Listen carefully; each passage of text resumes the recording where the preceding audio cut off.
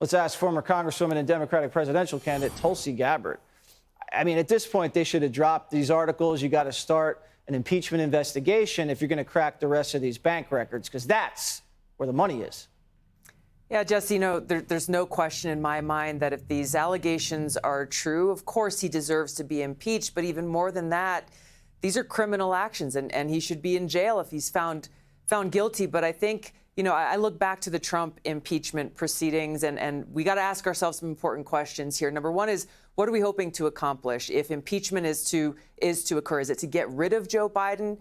If that's the case, the reality is Democrats in the Senate, they're not going to vote to impeach Joe Biden. And so what will happen then as a result? We'll have wall-to-wall coverage of impeachment proceedings, a partisan exercise that will take up all the oxygen and distract away from the very real issues that voters need to hear from presidential candidates about. Things like we're on the verge of a nuclear war with Russia. We have a border crisis with wide open borders. We have a fentanyl crisis. We have woke activists trying to take over our schools and indoctrinate our kids. The list goes on and on about the very serious issues that we need presidential candidates to address. Yeah, but Tulsi, at this point, I don't care anymore. I mean, he's like locking up the front runner on the Republican side. You got all these smoking guns. How many whistleblowers do you need to say the guy was taking bribes?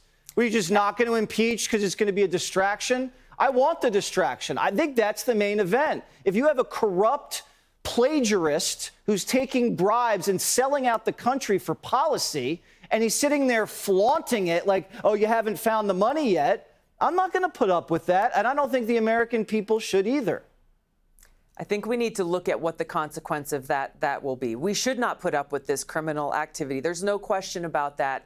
My concern is that we go into another presidential election with partisan lines drawn, with an impeachment proceeding that won't result in any real effect or real change or consequence.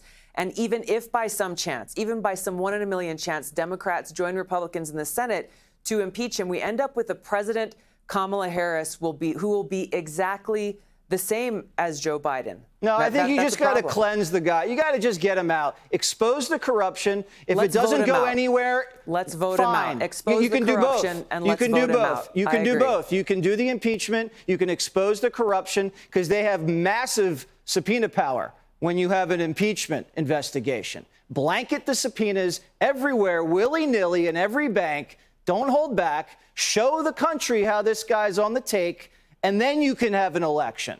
If they're going to play like that, we're going to play like that. I'm sick of not fighting with two hands up. Let's go. Tulsi, have a great weekend. I love you. Thanks, Jesse. Hey, Sean Hannity here. Hey, click here to subscribe to Fox News YouTube page and catch our hottest interviews and most compelling analysis. You will not get it anywhere else.